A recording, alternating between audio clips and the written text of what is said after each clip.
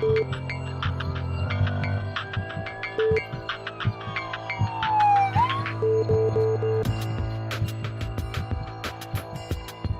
buenas tardes y bienvenidos a su programa Salud TV. Estamos en el último lunes del mes de octubre. Recuerde, todo el mes nuestra campaña de Prevenir es Vivir. Todavía le quedan un par de días para aprovechar promociones y ofertas en cuanto a mamografías y ultrasonografías y sumarse a la acción de luchar por su vida. Sin embargo, todo el año es momento para hacerlo, así que si no logra hacerlo en octubre, pues lo importante es que no lo olvide. Este lunes vamos a estar tocando un tema que a muchas personas les parecerá que no existe, pero es la depresión infantil. Y por eso es tan importante que quienes están en casa pongamos atención y aprendamos este día, porque es un flagelo que sí existe y que tenemos que reconocerlo para poder ayudarle a nuestros niños. Veamos la siguiente cápsula y al regresar conocemos a nuestros invitados.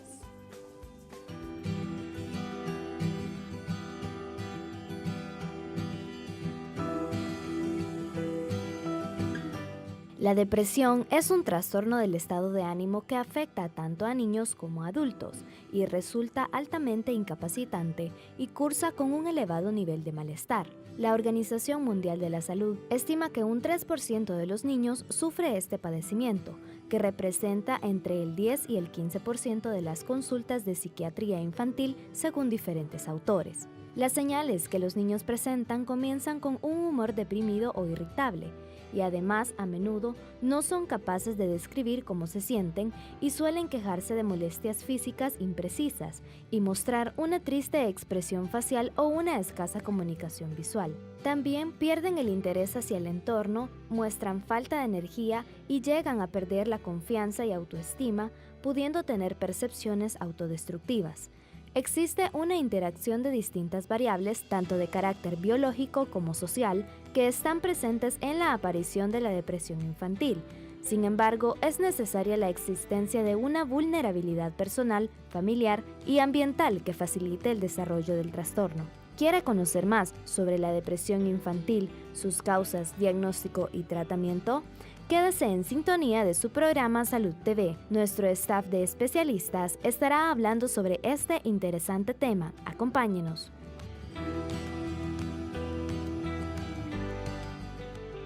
Bueno, y para hablar de tan interesante tema, damos la bienvenida a nuestros invitados. La primera de ellas, la psicóloga, la licenciada Jessica Parker. ¿Qué tal, licenciada? ¿Cómo está usted? Hola, mucho gusto, doctora Rubio. Encantada de estar con ustedes por acá.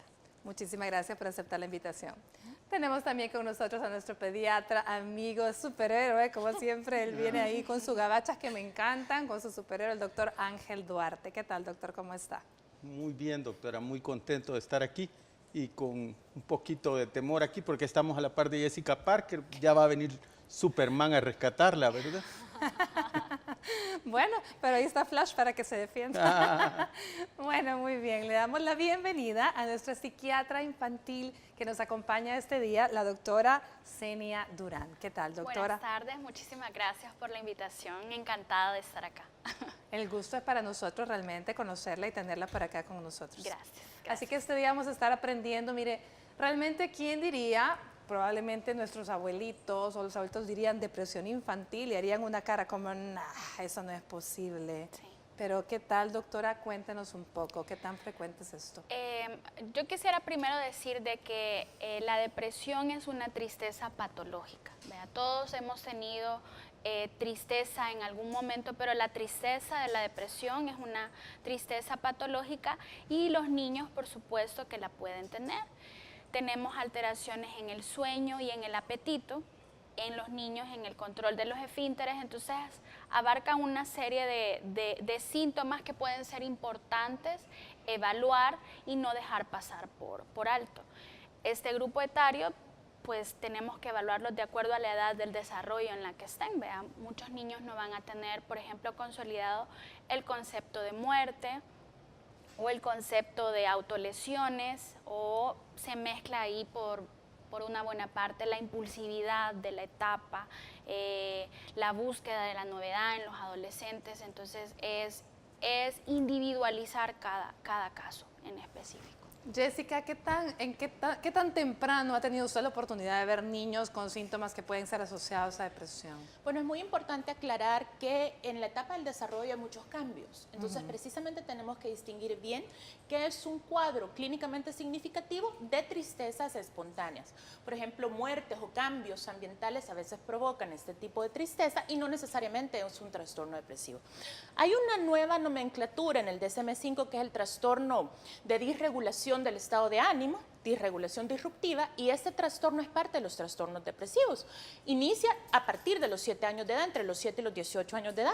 No se debe diagnosticar antes de los 6 años, precisamente por todos los cambios que hay. Pero, grosso modo, es un trastorno que implica mucha irritabilidad, mucho enojo, mucha agresividad, como parte de la depresión. Entonces sí, hay una incidencia más o menos del 2 al 5% de la población infantil que padece de un trastorno de disregulación disruptiva del estado de ánimo, parte del trastorno depresivo, y trastornos depresivos mayores, ¿verdad?, que ya son recurrentes. Pueden haber episodios únicos, como pueden haber después de 12 meses un estado recurrente, y esto ya oscilan también en un porcentaje similar. Este trastorno depresivo mayor se da más en chicas que van a entrar a la adolescencia, 3% más, 3 veces más que en los varones, y es un trastorno que hay que tener cuidado para que no vaya a ser concomitante con otras patologías a futuro, porque a veces sucede. Ahora bien, entonces estamos hablando que vamos a poner un piso de edad, doctora, y Jessica, no sé si estoy en lo correcto, 7 años, más o menos. O sea, es más difícil que haya trastornos de tristeza patológica o de alguna de estas antes de esas edades. Sí. Es probable que sí, porque en mi opinión, ¿verdad?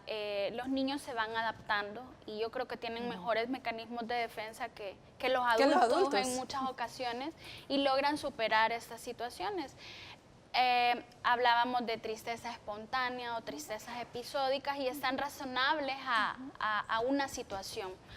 Podrían clasificarse en reacciones de duelo o trastornos adaptativos. Es que eso le iba a preguntar, porque realmente para el niño, como decía Jessica, el concepto, por ejemplo, se me ocurre, el concepto de muerte es un concepto que los niños, o sea, uno no lo alcanza a entender hasta cierta edad, y que probablemente si un niño no ha tenido un duelo, no ha tenido una pérdida tan cercana, no lo ha podido entender. Y muchas veces los adultos a veces tratan o tratamos de que no lo sufran, entonces no lo llevan al funeral, si es una pérdida, o que no se dé cuenta, o no hayan la forma de cómo hacer. Entonces el concepto de muerte, cuando un niño lo entiende, puede causar este tipo de tristezas, ¿no? El desarrollo cognitivo, así como existe el desarrollo motor fino, el desarrollo del lenguaje, entonces el desarrollo cognitivo, clásicamente el que define esto es Piaget, ¿verdad? Entonces dice que el concepto de muerte básicamente que tiene 3 puntos básicos, que es universal, o sea que todos nos vamos a morir, que es permanente, o sea que nos vamos a quedar ahí, y que es irreversible. Entonces cuando un niño comprende esto, ¿vea? Generalmente inicia cuando la etapa del desarrollo se encuentra en el pensamiento lógico. ¿Vea? Probablemente antes el niño está en un pensamiento prelógico, una fantasía, y crea que la muerte sea como en el Correcaminos y el Coyote, ¿verdad? Que se va a levantar. Que se va a levantar, exactamente. Pero cuando el niño ya comprende eso, entonces es diferente. Y yo me atrevería a decir que aquí en El Salvador los niños están aprendiendo en edades más tempranas este concepto, o te están teniendo idea de lo que significa esto por la cantidad de violencia que vivimos. Entonces, de algún modo u otro, la vecina, la abuelita, un compañerito imprudente o nada más la situación dice, vea, esta persona se murió. Algunos medios de comunicación, vea, exponen la muerte de una manera... Incluso hasta con humor, demasiado amarillista. Exactamente. Entonces los niños están aprendiendo esto y pueden deprimirse y dar una serie de síntomas. Pues el doctor no me dejará mentir, vea, la ganancia de peso no es la esperada para la edad. Precisamente eso quería escuchar, porque, doctor Duarte, qué difícil ha de ser diagnosticar un niño cuando hay tantas cosas que al pediatra le preocupan, y que probablemente la última que se le pueda ocurrir a alguno de los casos es que el niño tenga una depresión, ¿cierto? Pues fíjese que eso que usted ha dicho es totalmente cierto. La depresión no es un diagnóstico que se les va por alto solo a los papás, sino también a muchos colegas. Y eso lo vimos con la doctora en el Hospital Bloom día a día. Yo estoy totalmente de acuerdo en lo que ella dice, que nuestros niños están expuestos a tanta violencia que aprenden algunos conceptos a puro golpe por la vida mucho antes de lo que la literatura describe. Al fin de cuentas, para nuestros amigos televidentes, nuestro propósito es hoy que se den cuenta que sus hijos pueden estar en este momento sufriendo un cuadro de depresión y que entiendan que los síntomas pueden ser desde el dejar de comer, desde el estar tremendamente triste, que es lo que uno asocia con depresión habitualmente, hasta el estar agresivo, renegón, desobediente, violento hacia los demás. Todos esos son síntomas de un amplio espectro de trastornos que nos deberían hacer pensar que el niño está deprimido. Ahora, yo he visto cuadros en pacientes mías que niñas que han perdido a su madre por un cáncer de mama, y de ahí recalco la importancia de hacer lo que la doctora nos incitó a hacer al principio del programa, ¿verdad? De chequearse. Pero estas niñas, una de apenas 18 meses, la otra de 3 años, perdieron a su madre, y yo he visto el cuadro de la grandecita, fue un cuadro de depresión clásica escrito en los libros de depresión de adultos. Entonces, esa niña realmente necesitaba asistencia psicoterapéutica y tuvo que enfrentar, y no fue solo un trastorno adaptativo, fue un cuadro franco de depresión. Ahora, que si un libro a mí me exige que para diagnosticarlo tenga una edad determinada, perdóneme, pero al final uno está tratando con niños, y nuestro propósito hoy es que usted, amigo televidente, entienda que sus hijos pueden estar deprimidos y que la depresión los puede llevar a tomar decisiones muy equivocadas. Yo nunca he visto a un niño tan chiquito atentar contra su vida, pero desgraciadamente también por nuestro trabajo en el Hospital Bloom hemos visto niños que han atentado contra su vida en medio de una depresión tremenda y muchas veces han sido exitosos, para tristeza nuestra. Hay que individualizar cada caso. Cada caso en particular. Lo importante, como dice el doctor Duarte, es que usted tenga en la cabeza que la depresión no solo es de adultos, que también los niños pueden deprimirse. Veamos el avance de TN21 con Astrid Ábalos y volvemos con más del tema de hoy.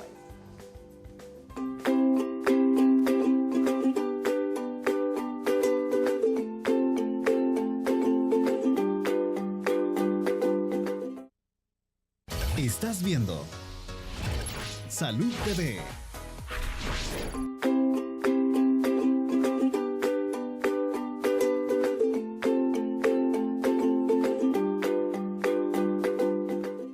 ¿Por qué sufren los niños de depresión? Esa es una pregunta que todos podríamos estarnos haciendo. Definitivamente, como en los adultos, me imagino, y aquí nuestros especialistas nos ayudarán, existen factores de riesgo, es decir, hay niños que son más susceptibles a deprimirse, ¿cierto, doctora? Claro que sí.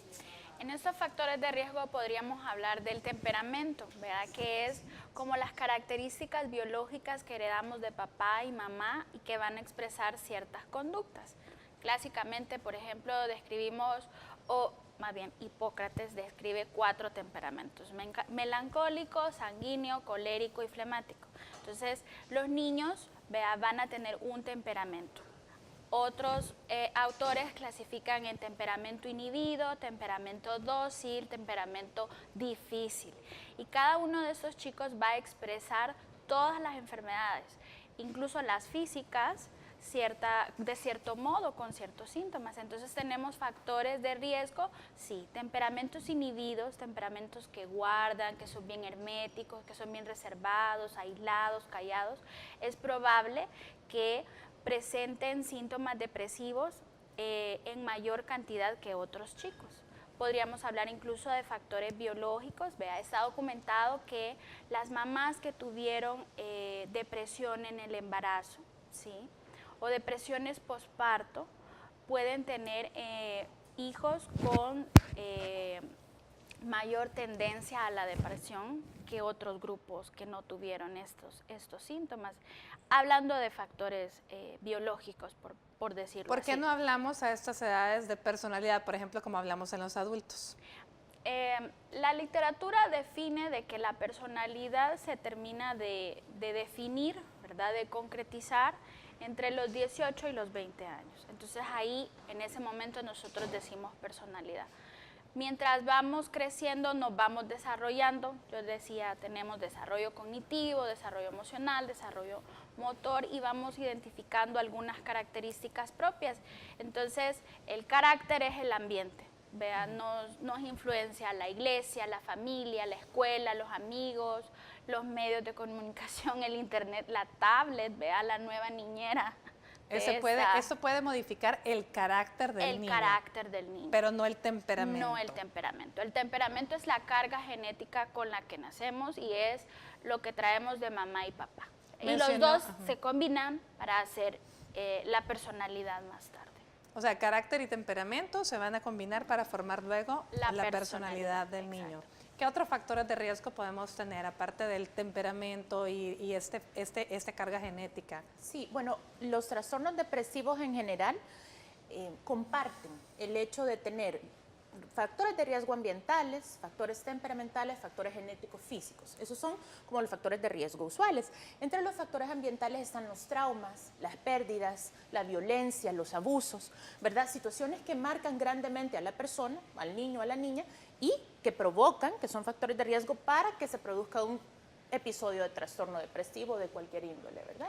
Entonces hay que tener mucho cuidado porque lo que cada persona percibe al final es lo que marca la diferencia. No es tanto la situación, sino también cómo esa situación, que puede ser muy complicada y muy difícil, se combina con ese temperamento, con ese carácter que es la interpretación psicológica del temperamento y luego va formando la personalidad, ¿verdad? Entonces sí tenemos que tener cuidado porque en general se ve en la práctica clínica como ante un suceso que puede ser altamente traumático y violento, hay ciertas personas, chicos también, que reaccionan de una forma particular dependiendo precisamente del temperamento, carácter y posible tendencia de personalidad, y luego vemos cómo otros tienen otro tipo de estrategias para salir adelante que a veces no requieren de tanto apoyo o intervención.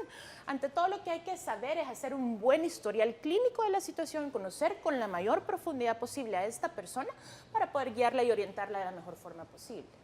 Doctora, usted habló de temperamentos flemáticos, coléricos, inhibidos, ¿y cuál era el otro? Pues depende de los autores, podemos tener como varias clasificaciones del temperamento. La clásica es la que definió Hipócrates hace como 4.000 años. Entonces, millones de años. Hablemos un poco de estos temperamentos, porque la gente que está en casa puede estar pensando, pues, esto es definitivamente muy interesante, ¿y cómo puedo yo determinar qué tipo de temperamento tiene mi hijo? Sí. Es muy importante porque cada autor va a tener como una clasificación diferente, ¿vea? Entonces yo les hablaba de la clásica porque es hasta la que nos enseñan en el colegio, pero hay otra clasificación, por ejemplo, del temperamento inhibido, del temperamento dócil y del temperamento difícil. Entonces son bebecitos, por ejemplo, que lloran y lloran y lloran y la mamá dice, doctora, ya le di pacha, ya lo cambié. O le dicen al pediatra, doctor, ya le di un chupete de riubarbo y no se deja, no deja de llorar. Le di pecho, tiene pamper limpio, no le duele nada, ya no sabe qué hacer. Entonces vamos viendo algunas características de este temperamento difícil en donde parece que no está conforme, que está incómodo, que se irrita con facilidad, que tiene un sueño ligero o intranquilo y lo vemos desde bebé. Las abuelitas dicen, ay doctora, pues es que este niño nació aburrido. Tiene dos remolinos en la cabeza. Sí, nació cansado, ¿sí? Entonces, desde bebé vamos viendo estas características y es un profesional quien define más o menos en dónde se ubica, ¿sí? Y en específico de la depresión y lo que comentaba Jessica, el doctor sabe que muchos niños con enfermedades médicas, niños con diabetes, niños con asma, niños con ciertas enfermedades que no les permite desarrollarse con la misma particularidad de los otros, tienden a hacer episodios depresivos. Es que, doctora, yo no me puedo bañar en la piscina y estoy triste y estoy cansada. Y todos mis amigos se bañan y yo no. Exactamente. Tal vez no sería como una depresión infantil, pero sí requiere un apoyo terapéutico. De repente hacemos asociaciones mentales, depresión, psicofármacos. Y y no funciona así, sino que son distintas medidas, distintas estrategias que van a hacer que esto se supere, ¿sí? Vamos a ver, doctor Duarte, cuéntenos un poco de los síntomas o de los signos que puede ver el pediatra cuando en algún momento ya topó y empieza entonces, se le enciende el foco que realmente qué es lo que puede estar pasando, es una depresión. Muy bien, y sí, quisiera agregar antes que los niños con diferencia de preferencia de géneros, por ejemplo, los niños que tienen tendencias homosexuales desde muy temprano en su infancia, los niños que tienen sobrepeso, aquellos que provienen de hogares desintegrados o donde los padres tienen abuso de drogas o de estupefacientes, esos son niños que tienen un alto riesgo de desarrollar depresión. Ahora, generalmente lo que nosotros vemos es un niño que comienza a mostrar una tristeza profunda, una tristeza que no se quita con nada. El niño empieza a bajar en su rendimiento escolar, empieza a bajar de peso o por el contrario a subir de peso. Un niño con depresión puede empezar a comer compulsivamente y subir grandemente de peso. Y antes hemos hablado del bullying también como un factor de riesgo. Esos niños que sufren bullying porque están pasaditos de peso y al recibir tanta presión de sus compañeros empiezan a comer aún más y la depresión solo se va profundizando por todas las críticas que recibe y todas las burlas que recibe de sus compañeros. Vemos un niño que comienza a ser agresivo, que comienza a atacar a otros injustificadamente, que comienza, después de haber sido un niño tranquilo y dócil ante sus padres, empieza a rebelarse injustificadamente, a maltratar a los padres también. Y todos estos son síntomas que nos están diciendo, oye, tu niño tiene un problema. Mencionaron antes también la pérdida del control de esfínteres. A veces es uno de los pocos signos que estos niños muestran, ¿verdad? Que se comienzan a retraer, a aislarse del grupo y empiezan a presentar encopresis, es decir, empiezan a manchar el calzoncillo con heces o el bloomer con heces porque están tratando de decirnos algo que por su mismo carácter no tienen la capacidad de decirnos, ¿verdad? O por su misma edad, que tampoco pueden ellos establecer. No entienden lo que les está pasando. No entienden qué es lo Me que duele está la pasando. cabeza, Sí, me duele la cabeza, empiezan me a duele presentar el estómago.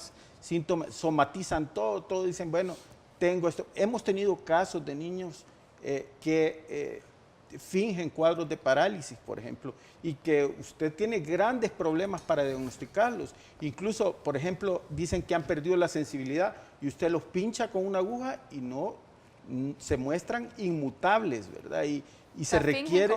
logran fingir fingen completamente. y engañan a la mayor parte. Se requiere mucha acuciosidad para darse cuenta que los niños nos están mintiendo y que realmente quieren decir, tengo problemas serios, ojo, ayúdenme. Y pues para eso estamos nosotros los profesionales y como profesionales tenemos la obligación de estar muy pendientes de esos cambios en estos niños, cambios sutiles. Ahora bien, Jessica, ¿y cómo hacer para diagnosticar esto, para que no se nos vaya confundiendo cuando esta depresión se presenta en el cambio entre pubertad y adolescencia? Sí, bueno, lo primero que tenemos que tener claro, porque es importante, es que no todo problema que ocurre va a ocasionar necesariamente una depresión. O sea, así como el doctor Duarte dice muy bien, ok, ojo, estemos atentos a que nuestros hijos no vayan a estar teniendo depresión y lo pasemos por alto, al igual se tiene que tener precaución porque no todo va a despuntar en un cuadro depresivo. Sí hay factores de riesgo, como han mencionado los doctores, y también lo dije hace un momento. Entonces, lo que hay que tener claro es que para que suceda un trastorno depresivo requerimos de que la persona tenga, precisamente en el diagnóstico acertado de la situación, tenga problemas en 2 o más ambientes.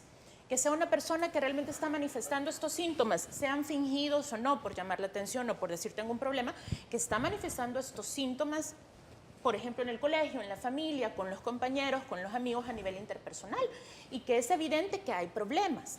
Y dentro de hay problemas tenemos estas situaciones, estos indicadores que nos dicen aquí está pasando algo, o bien se baja de peso, o bien se come compulsivamente y se sube, entre otros aspectos. Y hay otras pruebas, por supuesto, que se van haciendo a nivel de pruebas proyectivas, a nivel de pruebas psicométricas que también nos dicen cómo son las tendencias de personalidad, qué tanta tendencia hay a mentir, por ejemplo, o a fingir síntomas o a psicosomatizar. Entonces se va haciendo un diagnóstico lo más completo posible para orientar y guiar no solo a la persona que tiene el problema, sino a su familia también. Bueno, y aquí lo que falta mencionar la gran compañera de la depresión, incluso en los adultos también, que es la ansiedad, ¿cierto? Así que bueno, vamos a estar hablando de eso y más cuando volvamos. Pero antes, veamos a la licenciada Patricia Hidalgo, nutricionista infantil, nos habla cómo lidiar con aquella falta de apetito debido a una depresión infantil. Ya volvemos.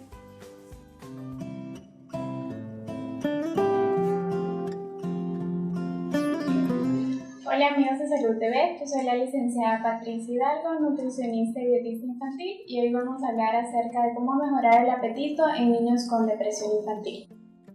La depresión infantil es un problema de salud que se debe abordar desde un punto de vista multidisciplinario. Cuando existe esta enfermedad, sobre todo en los niños, hay un descuido en la alimentación, provocado por ciertos síntomas, como el más importante de ellos, la falta de apetito. Lo que nosotros podemos hacer desde un punto de vista nutricional es brindar ciertos alimentos que nos van a ayudar a mejorar este síntoma.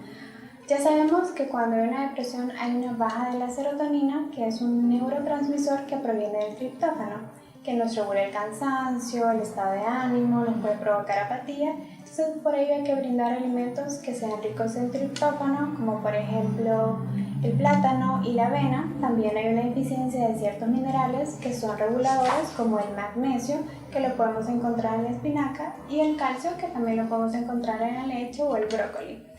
Es muy importante también el aporte adecuado de proteínas de alto valor biológico, como por ejemplo las podemos encontrar en las carnes magras, en el pescado y en ciertas de origen vegetal, como en la quinoa. También hay una deficiencia de vitaminas, como la vitamina D, que la podemos dar un adecuado aporte a través de tomar pequeños baños de sol, también en el consumo de alimentos ricos en este mineral, y de las vitaminas del complejo B, que como ya sabemos son reguladores de nuestro sistema nervioso. Recordemos que al momento de comer el niño no debe hacerlo solo, sino que se debe sentir acompañado y en familia. La depresión infantil es un problema real. Soy la licenciada Patricia Hidalgo, nutricionista infantil para Salud TV. Nos vemos a la próxima.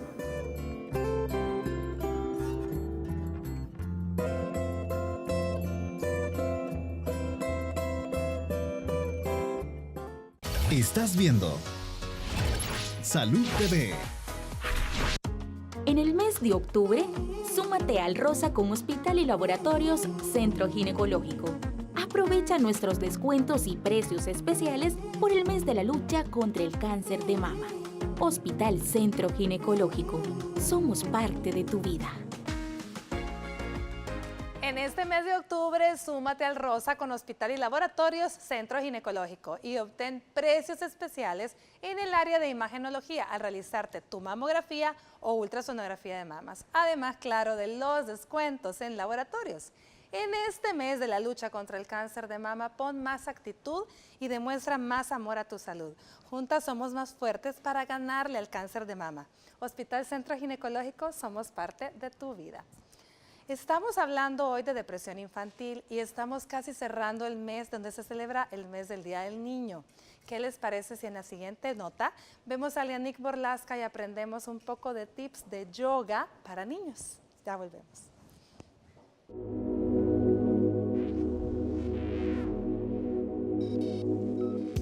Hola amigos de Salud TV, soy Lianick Borlasca y el día de hoy les quiero hablar sobre el yoga para adolescentes y niños. Son muchos los beneficios que la práctica de yoga nos trae, como el control del estrés, la regulación del sueño y la concentración. Y aunque normalmente verás adultos haciendo yoga, su práctica no está restringida solo para ellos. De hecho, si les enseñáramos regularmente yoga y meditación a los niños de 7 años en adelante, podríamos reducir el índice de violencia social al mínimo. Esto es porque practicar yoga significa llevar los principios de tolerancia, compasión, autoobservación, confianza, respeto hacia uno mismo y los demás y la calma mental a la vida cotidiana. Es un hecho que la vida de adultos es rápida y estresante, pero ¿cuánto tiempo te tomó a ti adaptarte a esa rapidez y demanda? toda tu vida.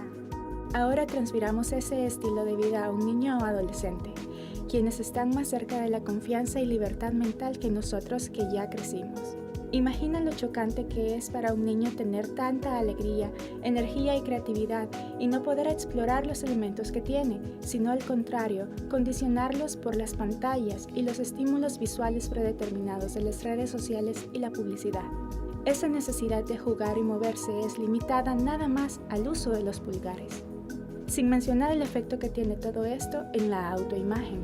Ahí es donde vemos la importancia del yoga para los niños porque les da una opción de ser creativos y compasivos, usar su energía, explorar sus potenciales y jugar sin sentirse presionados de ganar o perder y regresar por un momento a la naturaleza de paz del ser humano. Con el yoga, los niños aprenden sobre cooperación, convivencia, tolerancia, porque están rodeados de personas con diversas edades y condiciones físicas. Aprenden sobre el respeto y la autoaceptación, al darse cuenta que todos somos diferentes por ser seres humanos con características únicas, pero todos somos también iguales porque formamos parte de una sociedad. Al mismo tiempo aprenden sobre la responsabilidad que eso significa y la meta que tenemos los educadores del yoga es que ellos puedan entender y llevar los principios de la paz, de la no violencia, respeto, conciencia y empatía que enseñamos en clase a sus respectivas vidas. Además, la práctica disciplinada de yoga mejora la concentración, memoria y enfoque, ayudándoles en su vida escolar, así como con sus habilidades sociales. Al hacer yoga, los niños aprenden cosas diferentes a las que les enseñan en la escuela o colegio, y su entusiasmo permite que lo compartan con sus amigos, familia y compañeros de clase.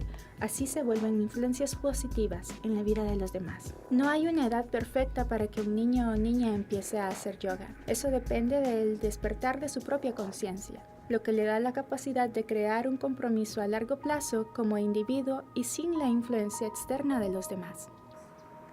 Pero la edad en la que inicie siempre será la perfecta para mejorar la calidad de vida y emprender el camino de su propia transformación hacia una persona de bondad, respeto y paz que podrá compartir con todos los que conozcan en su camino. Para Salud TV, soy tu maestra Lianik Borlaska y esto es Peace and Yoga. Namaste.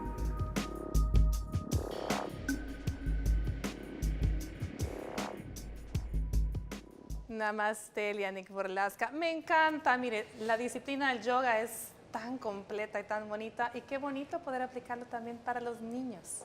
Bueno, pero ¿qué hacemos cuando tenemos ya la sospecha o mejor dicho ya el diagnóstico de una depresión infantil? ¿Qué es lo que vamos a hacer? ¿Cómo existen los factores protectores? Me mencionaba acá la doctora, ¿cómo es el tratamiento en sí?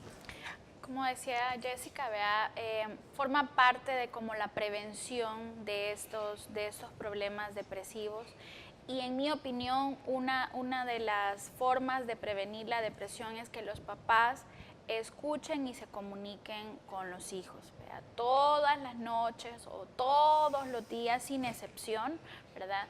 Mi recomendación es que tienen que comer en la mesa sin televisión, ¿verdad? Y papá empieza hablando de su día. Obviamente que no va a hablar detalles, de lo mal que le fue. Exactamente, sino que va a hablar de las cosas buenas. Hoy conocí a una señora que trabajaba, y mamá pues sí, hoy conocí a no sé. Y todos tienen que hablar, o sea, todos en la mesa tienen que hablar y comunicarse y papá y mamá pues van a ir viendo cuáles son los temas que sus hijos están hablando. Siempre va a haber algo de qué hablar, ¿verdad? Siempre de una película, de un videojuego o de una caricatura, o sea, siempre va a haber un tema de conversación porque los papás de repente me dicen, es que no sé de qué hablarle a mi hijo o no sé qué decirle.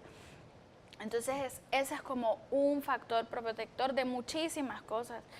La regla de siempre, no celulares en la mesa, porque todos están con el celular y comiendo y tragando. Entonces, yo creo que ese es como uno de los factores protectores y prácticos, y no solamente para depresión, sino para muchas otras entidades, Vamos a ver, Jessica, y el papel ya de psicoterapia. Sí, bueno, tenemos que intentar ayudarles a los niños que se encuentran ya en una situación depresiva de la forma más natural y resiliente posible. Resiliencia es la capacidad para poder ponernos a los problemas de la forma más positiva posible, aprendiendo de las situaciones. Entonces, yo sí soy del criterio de creer que debemos intentar guiar a las personas, no importa su edad, a que fortalezcan su conciencia, su yo consciente, de la forma más eficiente posible, de manera que evitemos los medicamentos. Si un chico o una niña está presentando síntomas demasiado complicados que le afectan toda su socialización, no quieren salir de la cama, están llorando, no están comiendo, pues definitivamente se refiere al área de psiquiatría, ¿verdad? Para que se dé el apoyo en el caso de que se requiera algún tipo de medicamento. Sin embargo, cuando los niños están pequeños también se pueden apoyar de tés compuestos naturales de tilo, de valeriana, de pasiflora, de manzanilla. Se les puede ayudar a ir haciendo ejercicios que les permitan autorrelajarse. Ahí veíamos hace un momento la cápsula de yoga, pero también se pueden hacer visualizaciones positivas. Se les enseña a centrarse en lo poquito que ellos perciban que es bueno en ese día o positivo, que recuerden cosas bonitas o que tracen un plan de metas de lo que ellos quieren lograr y hacer, a intentar motivarlos, aunque sea un poquito, para que vayan a medida van repitiendo esta motivación, pues sintiéndose un poquito mejor, entre otros aspectos del proceso de apoyo de terapia. Bueno, muy bien, porque eso ya ves, eso tranquiliza a cualquier padre, que no significa que cualquier niño que tenga un trastorno depresivo o que al menos haya depresión, no todos van a necesitar medicamentos. La idea es tratar de sacarlos adelante con los factores protectores, como nos mencionó la doctora, así como lo que habló la licenciada. Bueno, vámonos a una pausa comercial y volvemos con más de Salud TV.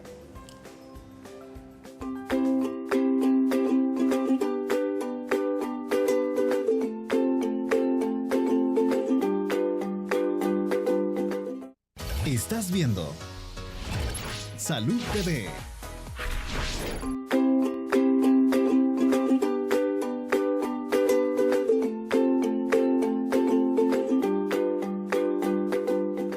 Buen provecho a usted que está almorzando. Gracias por permitirnos estar acompañándole. Este día estamos aprendiendo el tema depresión infantil y estamos en nuestra sección de mitos y verdades. Así que vamos a hablar la creencia popular y nuestros especialistas la desmienten o la ratifican.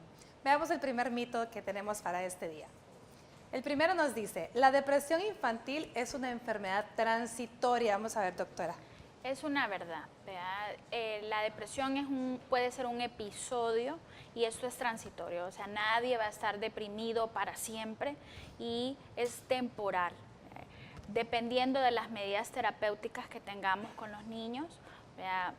Fármacos, terapia cognitivo-conductual, terapia lúdica, etcétera, etcétera. Ese episodio depresivo va a resolver, vamos a catalogarlo en remisión parcial y después en remisión total, o sea que es verdad, es transitorio. Eso, como dicen las abuelitas, no hay mal que dure 100 años, no. Ni tampoco cuerpo que lo resista, afortunadamente. Veamos la siguiente entonces.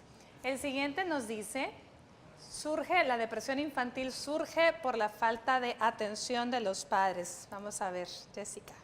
Bueno, si hablamos de los factores de riesgo ambientales, si esta falta de atención es una negligencia demasiado grande, por supuesto que puede ser un factor de riesgo para provocar un estado depresivo, sea un episodio transitorio o bien se vuelva ya recurrente la enfermedad. Entonces tenemos que tener mucho cuidado porque nadie pide aquí venir al mundo. Si somos padres debemos ser responsables y si nosotros tenemos algún problema debemos de buscar ayuda para poder darle a nuestros hijos lo que ellos necesitan y orientarlos de la mejor forma posible. Excelente. Bueno, veamos el siguiente. En el siguiente se nos dice, ¿la alimentación influye en el desarrollo de este trastorno, doctor Duarte? Bueno, francamente, si el niño tiene un problema que le está causando la depresión y se alimenta mal, definitivamente eso va a contribuir a empeorar su estado de ánimo. Por ejemplo, decíamos, si es un niño que está obeso y eso hace que le hagan bullying en el colegio, si se alimenta mal, pues va a recibir más bullying, estará más deprimido. Pero la alimentación per se puede incluso ayudarle a salir de la depresión si él se alimenta saludablemente y consume alimentos que le permitan tener una vida sana y una vida pues plena, llena de actividad física. Por lo tanto, realmente está como que mal formulado. En todo caso, sería un mito a medias porque realmente no va a causar la depresión. La alimentación no le va a causar depresión, pero Exacto. sí la depresión va a influir en la alimentación, del niño. Sí. O viceversa. O viceversa, también la alimentación puede influir en que siga mejor. Si come bien, pues va a salir adelante. Ok, veamos el siguiente. El siguiente nos dice que la depresión infantil es una etapa normal del desarrollo, doctora. Eso es un mito, ¿verdad? Eso es falso.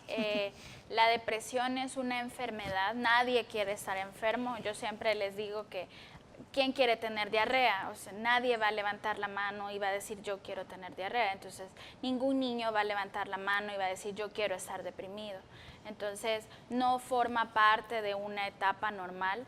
Sí, la tristeza, que es diferente que la tristeza patológica, puede ser normal o razonable a cualquier evento, pero la depresión no es normal. Aparte, se me acaba de venir a la mente una película precisamente para niños que habla de las emociones, creo que se llamaba Intensamente. Intensamente. Y mencionaba las cuatro emociones, y la tristeza, de hecho, era una emoción muy importante, porque daba lugar a otro montón de cosas. A un ¿cierto? desarrollo cognitivo diferente y un desarrollo emocional diferente. Por lo tanto, el poder estar triste por algo sí es bueno. Sí. Definitivamente es importante como parte del desarrollo.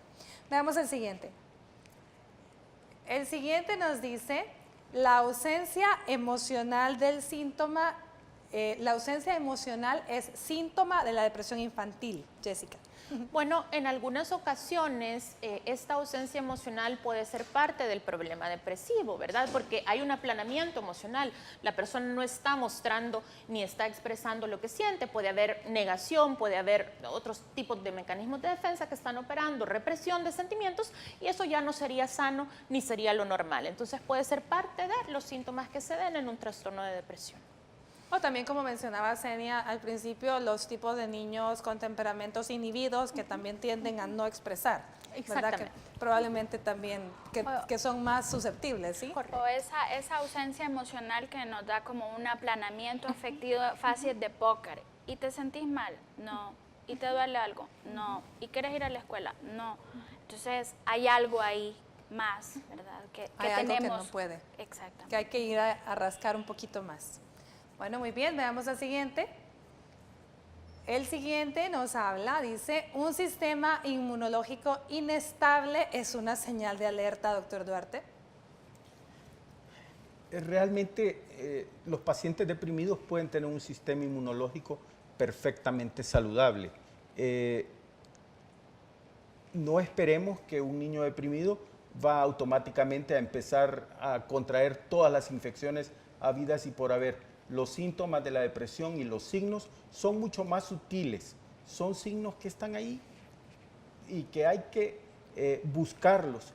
Y a veces es como buscar una aguja en un pajar, ¿verdad? No es que se van a encontrar inmediatamente, y como los problemas están interrelacionados, quizás depresión, abuso infantil, bullying, todos esos van tan estrechamente unidos que no espere usted encontrar o llegar solo con una cucharita a sacar, aquí está, es depresión, y estos son los síntomas de la depresión.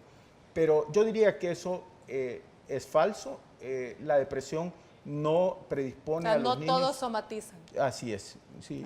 Y bueno, y la somatización tiene poco que ver con el sistema inmunológico. Exacto. Es más bien la presencia de síntomas que el niño realmente está experimentando en su mente, pero que no tienen ninguna base física. Y yo quizás agregaría, como bien dice el doctor, la depresión es independiente del sistema inmunológico que la persona tenga. Sin embargo, si hay enfermedades, eso sí está, a veces hay una alta correlación entre ciertas enfermedades orgánicas y, por supuesto, estadios o episodios depresivos, ¿verdad? Pero no necesariamente el sistema inmunológico es lo que va a provocar una depresión. Y sin embargo, nuestros niños son maravillosos. Con la doctora, como trabajamos en la misma institución, comentábamos cómo, por ejemplo, pacientes que tienen cáncer en el Hospital Bloom, pacientes que tienen enfermedad renal, que allí viven y sufren dolor intenso, frustraciones de todo tipo, ver que no hay lo que necesitan, y los niños resisten, son niños felices, son niños que tienen mucho que dar, y realmente nos dan a nosotros una gran esperanza y nos enseñan a tener paciencia en las dificultades. Son una gran escuela del amor de Dios. Sí, definitivamente. yo siempre les digo, tú me estás enseñando a ser fuerte, yo no sé cómo eres tan fuerte. Es que le explico, doctora, mire, y dan su versión de cómo son fuertes. De cómo ellos ven las cosas, Sí. además. Yo puedo agregar algo. ¿Sí? Yo tuve la oportunidad de hacer un servicio social muy lindo en el Hospital Bloom y solo quiero agregar que me pareció increíble el 24 de diciembre del año pasado, como cuando estábamos cuidando un grupo de padres, de familia, a los niños que estaban con cáncer o con situaciones orgánicas muy complicadas. Es impresionante cómo los niños estaban tan felices porque les iban a llevar pavo y les iban a llevar una piñata y aún con el suero y con todos los medicamentos estaban con esa sonrisa y por eso todos nosotros como adultos siempre podemos aprender de esta habilidad tan grande y resiliente en los niños. Aunque no les lleven eso, ellos están contentos todo el tiempo. Sí, una belleza. Aprendemos tanto de ellos. Sí. Bueno, veamos el siguiente. El siguiente nos dice, la depresión infantil no existe antes de la adolescencia, Senia. Pues eso es totalmente falso, ¿verdad? Incluso, ¿verdad? Hay literatura en donde se describen neonatos o más bien lactantes deprimidos que están con ciertos síntomas por el abandono de mamá, ¿vea? O sea, la depresión puede suceder desde edades muy tempranas, ¿vea? Las carencias afectivas y las necesidades afectivas son diferentes para cada quien. Entonces, y ese quizás es el principal mito que este día queremos desmentir, que no existe. Bueno, veamos el siguiente. Nos dice, el niño depresivo presenta bajo rendimiento académico, Jessica. Sí, uno de los factores de riesgo es precisamente la alteración del rendimiento académico. Los niños que tienen un problema depresivo clínicamente significativo suelen tener dificultades para concentrarse, para prestar atención, para retener la información y por lo tanto el rendimiento académico se ve usualmente afectado, es cierto. Y por eso es que es tan importante el papel de los maestros, porque los maestros tienen que estar en constante capacitaciones de afectividad también para poder notar esos cambios y poder en su momento intervenir tempranamente y ayudar a los padres de familia. De todas formas, al final, los niños donde más pasan es en los colegios. es la segunda casa. Es su segunda casa y pasan hasta más horas ahí que a veces en su propia casa. Bueno, veamos el último. El último nos dice, los trastornos de sueño en el niño van de la mano con la depresión, doctor. Totalmente cierto. Un niño que quiere dormir excesivamente o que por el contrario no puede conciliar el sueño, casi siempre tiene un trastorno afectivo sobreagregado y hay que investigarlo, hay que buscar depresión en ese niño. Muy bien. Bueno, muchísimas gracias a nuestros especialistas. Esta fue nuestra sección de mitos y verdades. Vámonos a una pausa y volvemos con lo último del programa de hoy.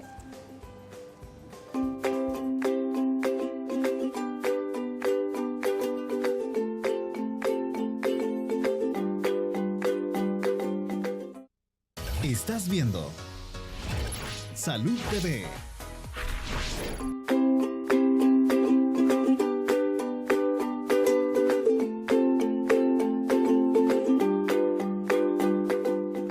Gracias por continuar con nosotros. Hemos estado aprendiendo sobre la depresión, sus signos clínicos, cómo sospecharla, el papel tan importante de maestros y de padres de familia y por supuesto de los especialistas, el pediatra, psicólogo, psiquiatra en caso de que sean pues, necesarios.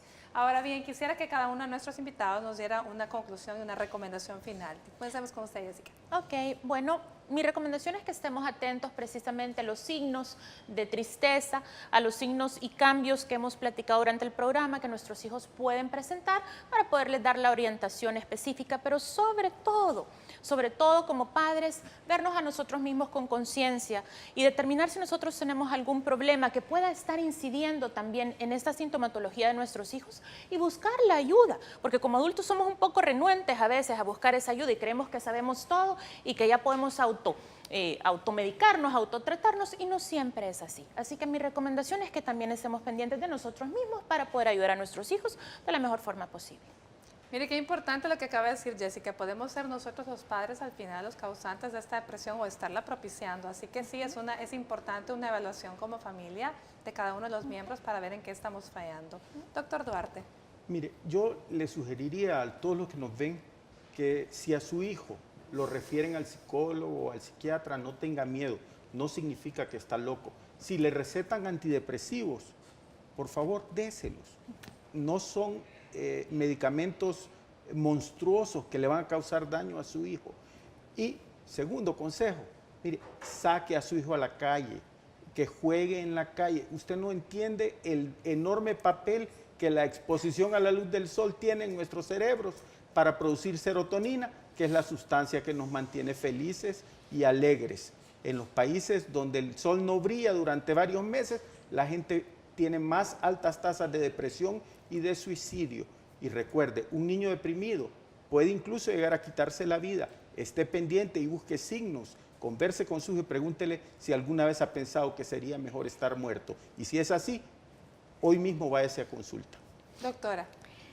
Me quitó las palabras de la boca el doctor y era precisamente sobre los psicofármacos. ¿Vea? Si un médico le está dejando un tratamiento, explica que es temporal, ¿verdad? Hay que dárselo.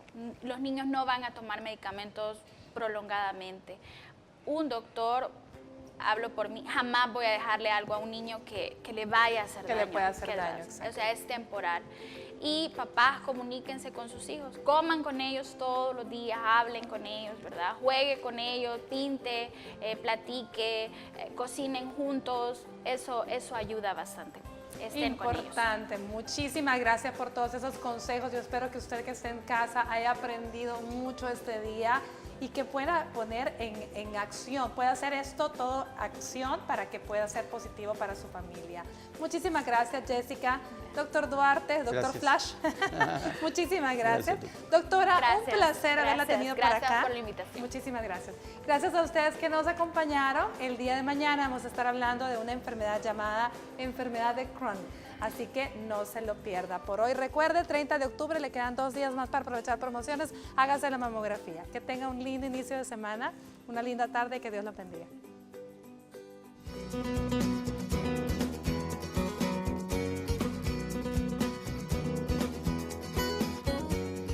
Para prevenir la depresión infantil te damos los siguientes consejos. Escucha a tus hijos. Puede ser fácil hablar sobre lo que les pasa cada día y aún así olvidarte de realmente escucharlos. Los niños son honestos, sinceros y dicen lo que piensan. Lo que tienen que decir va a ayudarte a descifrar lo que sienten, por lo que debes estar preparado para poner atención. Reduce el conflicto en casa. Los niños que están expuestos a esto tienen mayor riesgo de sufrir este trastorno, ya que no son capaces de resolver sus problemas y están constantemente sugestionados al ver que otras personas no pasan por lo mismo, lo que les causa miedo, ira y tristeza. Mantente alerta. Los niños son propensos a convertir su rabia o tristeza desafiando a los demás, volviéndose resistentes o agresivos para sentirse mejor. Esto puede empeorar el diagnóstico de la depresión. Recuerda que si tu hijo presenta los síntomas característicos de este problema, es ideal que consultes con un especialista.